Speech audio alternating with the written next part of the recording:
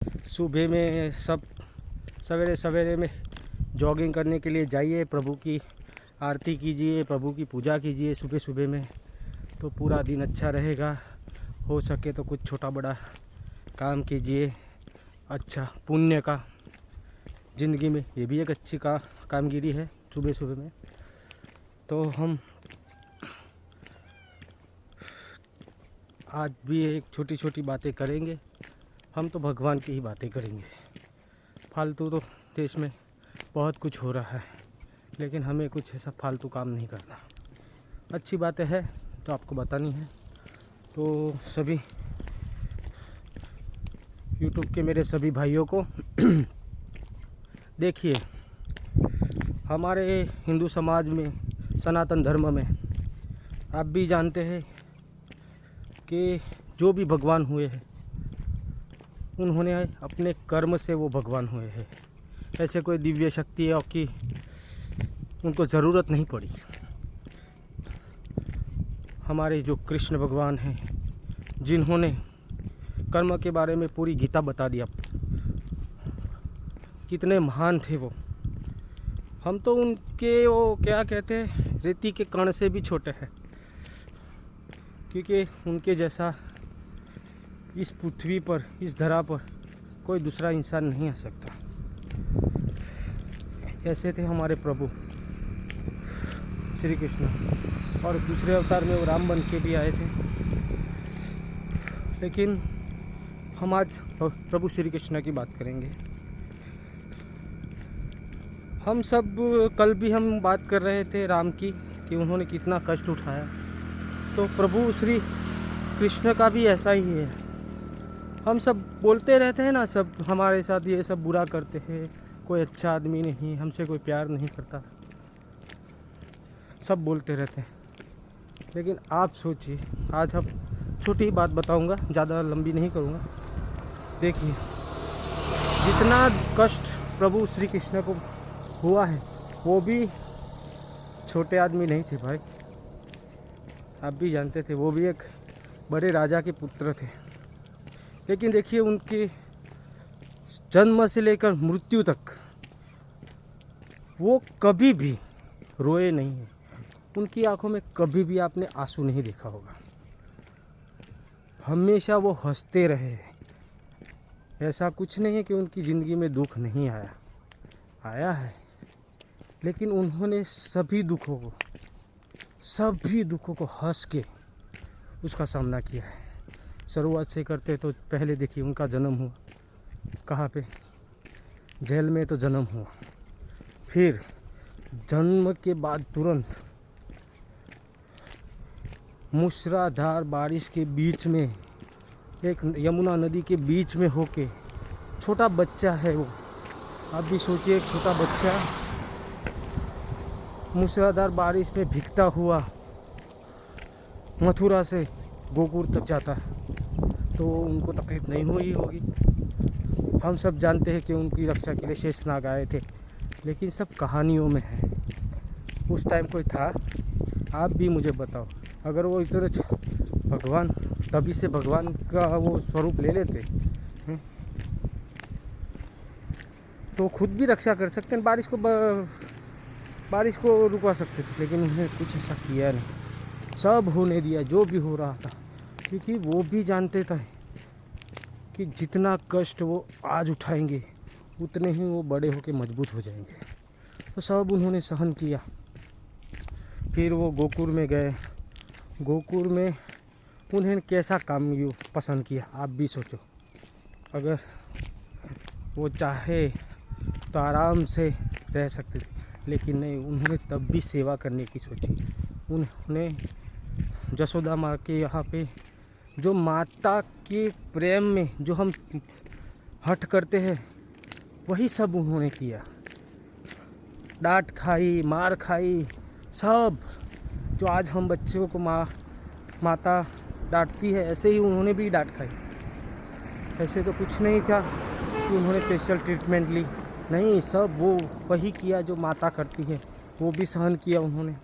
फिर ग्वाले की तरह, एक गोवारिये की तरह गायों को चराया।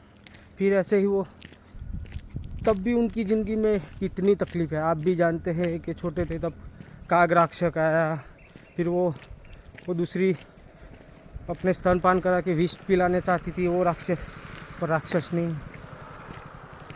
फिर ऐसे अनेक राक्षस आए, फिर उनका तभी इंद्र दुश्मन हो गया, तो मूसलाधार बारिश करके पूरा गोकुल डुबाना चाहता था। सब उन्होंने सब तकलीफ़ें बैठी। फिर वो नाग, कालिया नाग, ऐसे तो अनेक प्रसंग हैं जिनमें श्री कृष्ण ने एक इंसान बन के ही सबका सामना किया। फिर वो बड़े हुए, तो सोचिए, बड़े हुए तो फिर उन्होंने अपनी माता को, जो जेल में थी देवकी, उनको छुड़ाने गए, अपने मामा कंस को मारा। फिर जब वो राजपाट करने की, जब उनको टाइम आया तो वो फिर से पांडवों की रक्षा के लिए चले गए।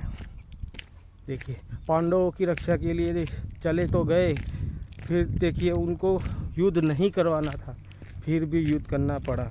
लेकिन उन्होंने तो तब भी युद्ध नहीं किया, सिर्फ मार्गदर्शन किया और युद्ध को रोकने की कोशिश की। लेकिन वो क्या कहते हैं ना, जो कर्म में होने वाला होता है वो होके ही रहता है। तो हुआ, युद्ध भी हुआ, लेकिन तब भी उन्होंने पूरे यादव कुल का नाश भी देखा, पांडवों का सैनिकों, उनकी सेना का भी नाश देखा, क्योंकि उनकी सेना सामने वाले के पक्ष में थी।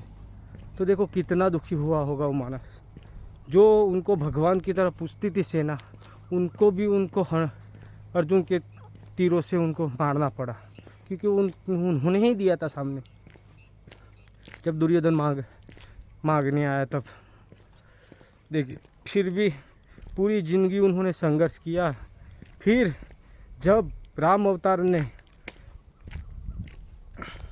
वाली को चुपके से तीर मारा था, तब ही उन्होंने उनको वरदान दिया था कि मैंने इस जन्म में, तब तो वाली ने वो अपराध किया था, तभी ही उन्होंने मारा था, क्योंकि तो ही वाली मरने वाला था, कि उसकी भी मुक्ति करनी थी, क्योंकि उन्होंने अपने छोटे भाई की बीवी पत्नी के साथ गैर व्यवहार किया था। इसीलिए वो भी गलत नहीं था, लेकिन उनको गलत लगता था कि मैंने चुपके से उसको मारा है। तो उसको भी उन्होंने अवसर दिया कि दूसरे अवतार में जब मैं श्री कृष्ण बन के आऊँगा तब तुम मुझे मारना। तो ऐसा ही किया, वो पारधी के रूप में आया और तीर चला और प्रभु की मृत्यु हुई। तो देखिए, पूरी ज़िंदगी में प्रभु कभी खुश नहीं हुए, लेकिन हंसते हमेशा रहे। तो ऐसे ही है, ये ज़िंदगी हमारी है, इसमें हमें तो अभी सुख सुविधा मिलती है, ऐसा नहीं है पहले तो। और जो कर्म के अधीन है वो तो दुख आएगा, उसमें कोई स्कोप नहीं है। तो ऐसा इसीलिए कह रहा हूँ कि आपकी लाइफ में भी अगर छोटा मोटा दुख आ रहा है, परेशानियाँ आ रही है, तो हिम्मत मत हारिए।